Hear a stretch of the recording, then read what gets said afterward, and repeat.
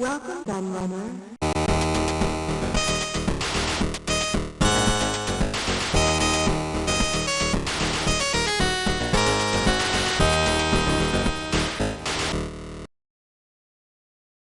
This month's episode is a particularly interesting one for me, because I've put the PCFX in my Amazing Facts polls a few times in the past, but it never got the popular vote.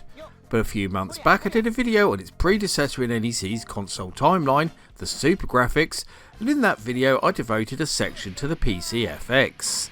This segment of the video seemed to gain particular interest, with loads of you asking me to expand on it further and give the PCFX the same treatment.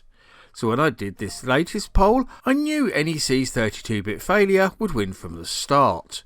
However, the results of that poll were actually a lot closer than I thought they'd be. The PCFX got 31% of the vote, ahead of the PlayStation 1 on 25%, which is a real surprise given mainstream consoles traditionally don't do well in these polls, as you prefer to hear me talk about more obscure and unknown systems, with the Neo Geo Pocket and Epoch Cassette Vision tied on 22% in last place. In terms of the vote share between the four formats, it's actually one of the closest polls I've ever seen. Now usually I would go into a bit of background on the format I'm about to cover in the intro, but in this case I'm not, because the facts here will tell you everything you need to know. So it's probably best that I shut up now and get on with the show.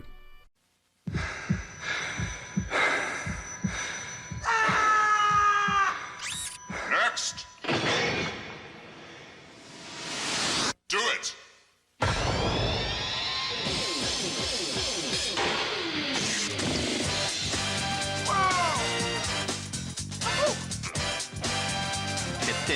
그 애니메이션 게임 마신 PCFX. The game is FX. NEC.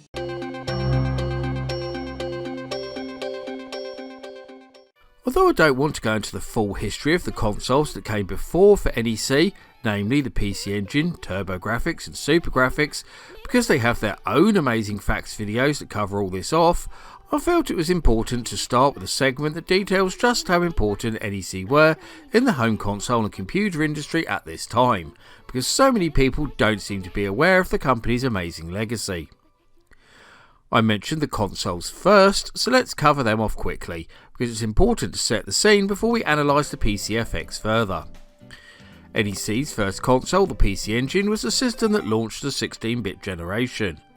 Although it wasn't strictly 16-bit, as it still had an 8-bit CPU, the powerful graphics and sound hardware very much was, and its small size meant that it was relatively cheap to produce, and so came from nowhere quite quickly to take the place of the Nintendo Famicom as the best-selling console in Japan, no mean feat, and remained in its place even after the release of the Sega Mega Drive, which was of course designed as a response.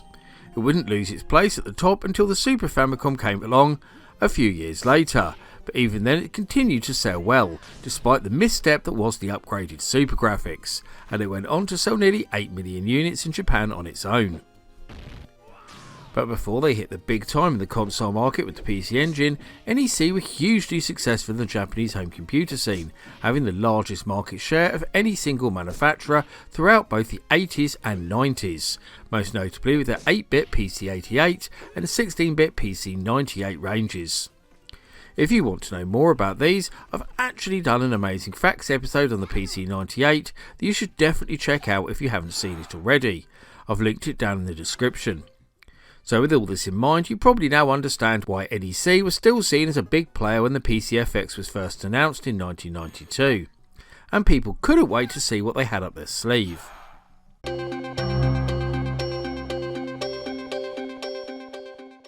It's the early 90s, and the failure of the SuperGrafx has hit NEC and Hudson Soft pretty hard.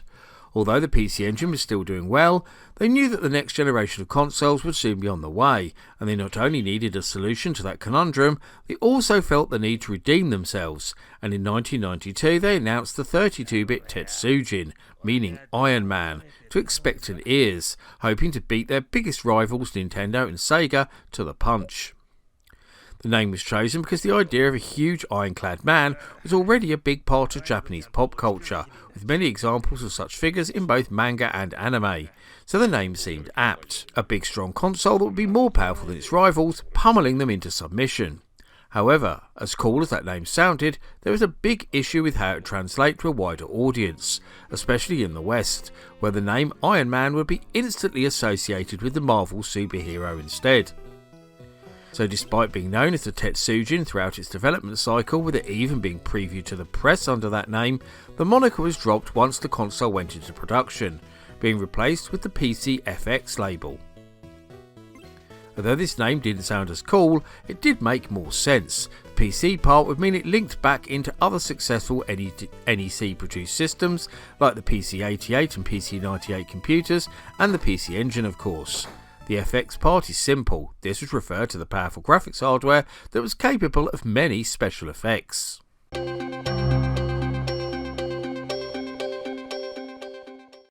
Now, some of you might have listened to the last segment and thought, 1992? I thought the PCFX came out in 1994. Surely it didn't take 2 years to come to market? Well, yes and kind of. The 2-year difference between the announcement and its actual release is a rather curious story that I need to explain in more detail, which I'll do right now. You see, NEC and Hudson had every intention of releasing the PCFX for Christmas 1992. But a catalogue of issues, mostly of their own making, meant that the console was close to never getting released at all, and I suppose we should be thankful that it did, because when I explain further, I'm sure you'll all be as bemused about the story as I am. Now let's look at what caused this delay in a bit more detail, shall we? And this means going right back to 1990, after the release of its predecessor, the TurboGrafx, with NEC Electronics and Hudson Soft sitting down to plan out their next console together. As before, Hudson would create the new hardware design and NEC would do all the manufacturing, but this time NEC would have a bit more input into its internal design, suggesting several ideas to Hudson based around powerful new processors that they were developing internally. NEC proposed a completely new 32-bit home console with full-screen video playback, which was all the rage at this time of course, a huge, for then, 2MB of RAM and a CD-ROM drive. Hudson liked this idea and they pushed forward with the final design. By 1992, NEC had a prototype they could show to the press as well as potential developers. Hudson had created a special 3D version of their Superstar Soldier game that used full motion video backgrounds to show off what this new hardware was capable of. Reception to it was quite positive, but it was clear that they would miss their proposed late 92 release date as there was no other software ready. NEC decided to push the debut of the Tetsujin back to mid-93 and asked Hudson to work on more games while they tried to get more developers on board. But the continued success of the PC Engine also got in the way of this, as Hudson was stretched into trying to develop games for both. This pushed the release back again to late 93, hoping to get it out in time for the lucrative Christmas market. But in the meantime, a host of new consoles were both announced and released, including the Atari Jaguar, Amiga CD32, 3DO and FM Towns Marty, not to mention the promise of even more around the corner like the Sega Saturn and Sony PlayStation. NEC's new hardware was now looking very dated in comparison, and they had to decide what to do. They went from being the company that would launch the 32-bit console generation to just another contender. NEC knew that they didn't have enough time to completely redesign the Tetsujin, so just made a few changes to the hardware, such as a faster, more powerful processor, and put it into a PC-like tower case. But by the time it's ready for release, it was another year later, and the PCFX didn't hit the market until December 1994, putting it in a very tough position indeed. The machine was ridiculed by the Japanese press of the time, with many comparisons made to the Sony PlayStation and Sega Saturn on a hardware level, and widespread criticism of its full-motion video-focused games, which had fallen out of fashion by then. NEC had already cancelled the planned Western release of the console, knowing it could never compete, and decided to make the system as Japan-centric as possible, hoping to form a niche that would keep them in business.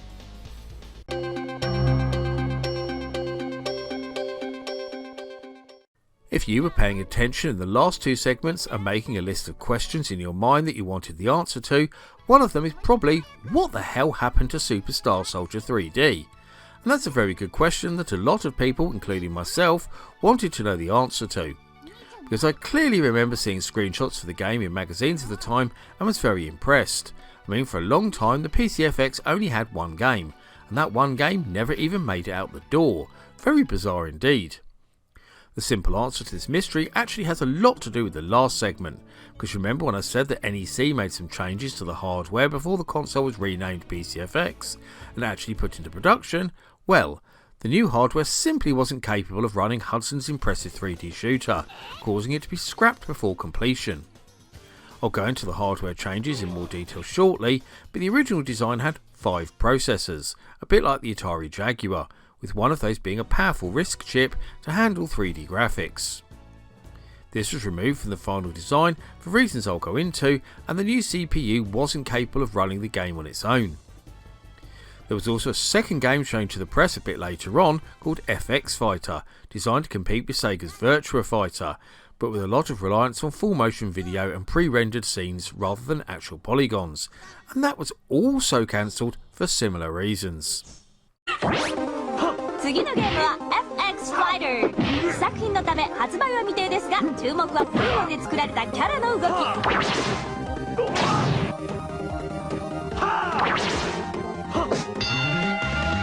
2回戦は南かおりちゃんとの対戦。おりゃ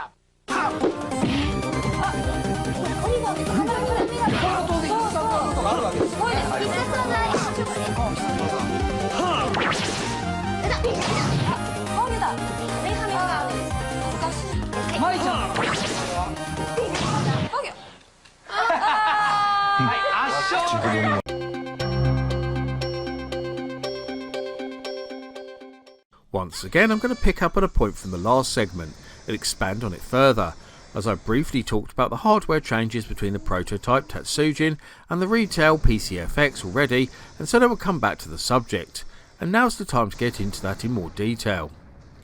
The PCFX is all based around NEC's very own V850 RISC CPU, running at just under 22 MHz. This is supported by Hudson Soft's HU-C6 270 and HU-C6 271 video display processors, which again I'll come back to in a bit, as well as an 8-channel 16-bit sound chip and 2MB of RAM. This might not sound too bad for a 1992 console, but by 1994 people wanted something different, and 3D polygon pushing games were now all the rage. This is one of the reasons why the PlayStation went on to rule supreme in that generation, as it was simply better at pushing polygons than all of its main rivals on the market at that time, including the likes of the 3DO, Atari Jaguar and Sega Saturn. But the original hardware design was actually made up of 5 separate processors, as I already mentioned, a bit like the Atari Jaguar. One of these was a second RISC chip that was there purely to assist the main CPU with things like 3D graphics in particular, hence why it was needed for Superstar Soldier 3D. In many ways this dual CPU setup was a bit like the Saturn, another system that was noted for its overly complicated hardware setup that was difficult to get the most out of, just like the Jaguar in fact, which was another reason for the PlayStation's success. Sony's console was just far more developer friendly. The problem was that this second CPU wasn't enough to match the polygon power of the consoles already mentioned. It wasn't a dedicated 3D processor and wasn't capable of things like texture mapping. So the decision was ultimately made to simplify the hardware and push it in a different direction with a faster version of the original CPU to help with that new vision, a rather strange and eventually somewhat perverted vision that I'll reveal in more detail shortly.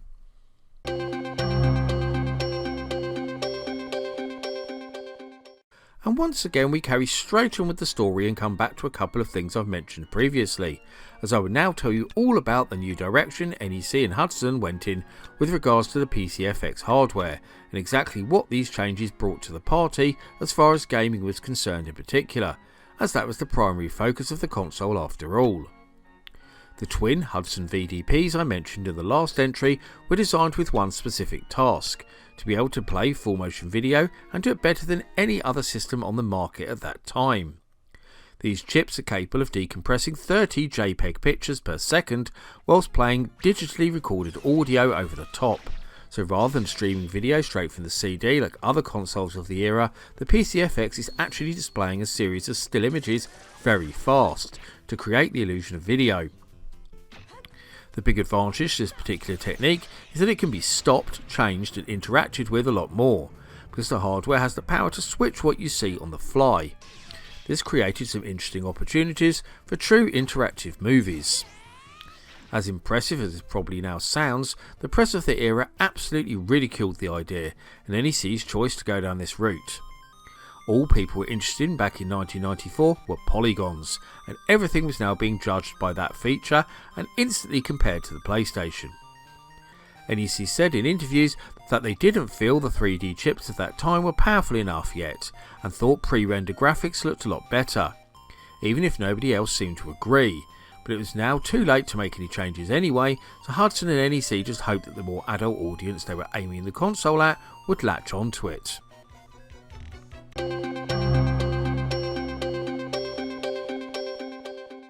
Those of you who were following the console scene quite closely in the early 90s might remember a device called the 3DO Blaster. Released by well-known PC video card manufacturers Creative Labs, this clever add-on could be inserted into your 386 PC case, giving it the ability to play 3DO games as well as your standard PC CD-ROM titles. There were also very similar devices announced that would do the same for the Atari Jaguar and Philips CDI, but these ultimately went unreleased. Likely due to the high cost of such add-ons that ended up retailing for almost as much as the console themselves. Well, as you probably guessed, NEC actually released a very similar thing that allowed you to play PCFX games on their own PC-98 and DOS5 computers, with 2 cards for the former and a single ISA for the latter. Like the 3DO Blaster, the PCFXGA would simply be fitted inside your existing case and use the same CD-ROM drive. But rather strangely, it had its own video outputs and required you to boot the device from DOS. This made using the card a lot more awkward than it should have been, requiring you to either use a second monitor or switch the video outputs round before use. What is really interesting about the PCFXGA, however, is that it actually featured an extra processor that wasn't found in the PCFX console called the Kubota chip. Designed by Hudson, this was a dedicated 3D processor that acted as an accelerator chip for both computers, and in many ways it restored the 3D abilities that were originally intended for the PCFX console, although with a much more powerful piece of hardware. These add-ons sold even worse than the PCFX console due to their very high price, and are now extremely sought after by collectors.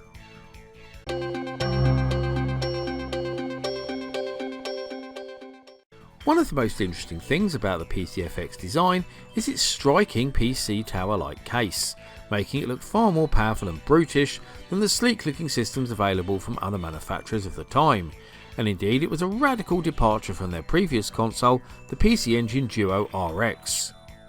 And there was a good reason for this, because with the PCFX, NEC were hoping to combine the success of both their consoles and computers, which are outlined at the very start of this video, and create a console that could also be upgraded like a computer. Although none of these upgrades ever arrived, likely due to the system's lack of success, you have to wonder if one of them would have been the 3D Kubota chip that I mentioned in the last segment. It's perfectly possible that they could have released add-on cards to help keep it up with both the Sony PlayStation and Sega Saturn, though this would have added greatly to the already high cost of the console itself. Another reason for its ultimate failure. We can only wonder what the final form of the PCFX would have been had the system been a success in the marketplace. Perhaps in an alternate universe, the PCFX managed to keep pace and keep NEC in the console market.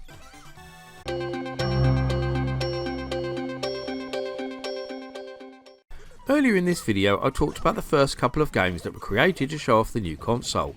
Super Star Soldier 3D and FX Fighter, 2 games that ultimately went unreleased, and we all know that a console is ultimately judged on its games, so we should probably take a look at the other titles the PCFX had to offer.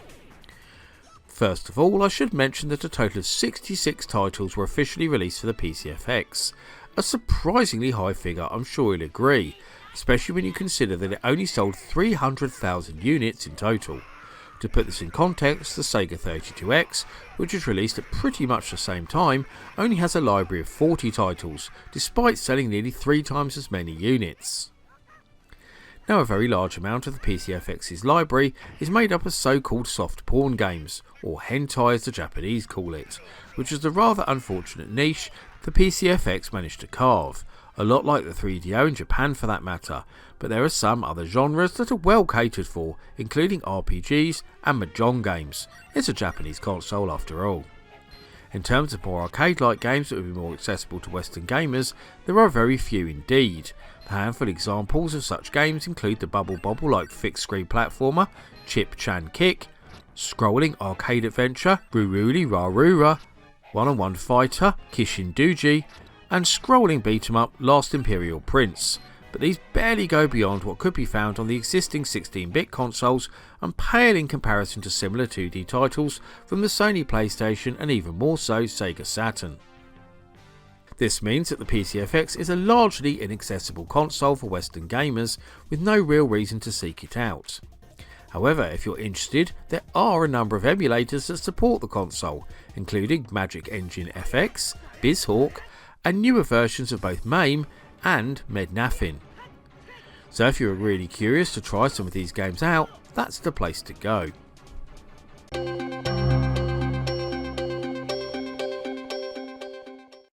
Now, I wanted to finish with the rather surprising fact that the PCFX wasn't a complete failure, despite the general impression of it, and by giving you some stats to back this up, starting with the two things I mentioned in the last segment, the high number of games released, 66, and the 300,000 sales figure. So let's add another surprising stat on top of that. The PCFX actually stayed on the market for 4 years, and that wasn't just NEC hoping that things would turn around, because they cut the live support to the failed TurboGrafx console after just 1 year. The attach rate for games was also surprisingly high by all accounts, with a very loyal user base in place, which is why NEC and numerous other companies, including the likes of Koei Tecmo, Packin Video, Knapsack Soft, and of course Hudson Soft, continue to produce games for it.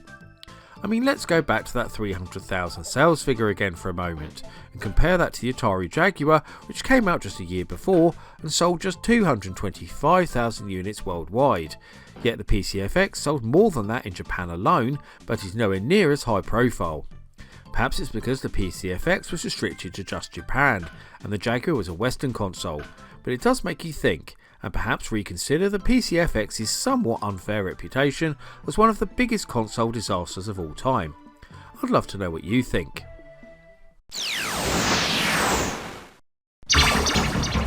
PCFX アニメ戦略のイメージキャラクターロルフィーが目新しい NEC ブース PCFX とパソコンとの連携は NEC ならではといったところ、人気ロールプレイングゲーム天外魔境シリーズの第3作が PCFX で制作されることも決まり、ようやくゲームが出揃い始めた PCFX。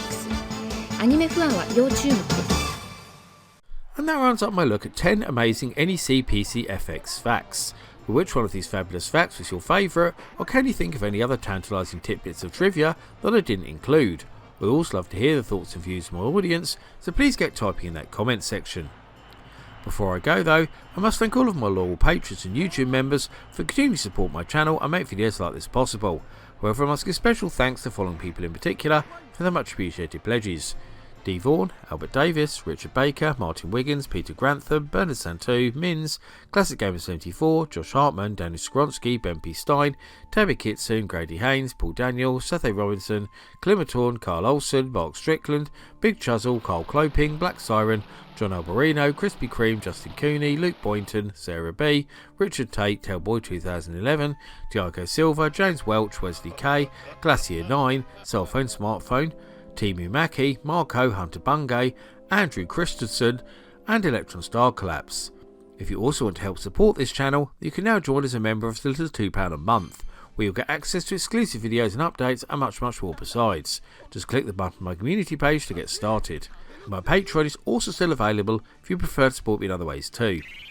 I've been the Laird, I thank you for watching, and I'll see you all again for another video very soon.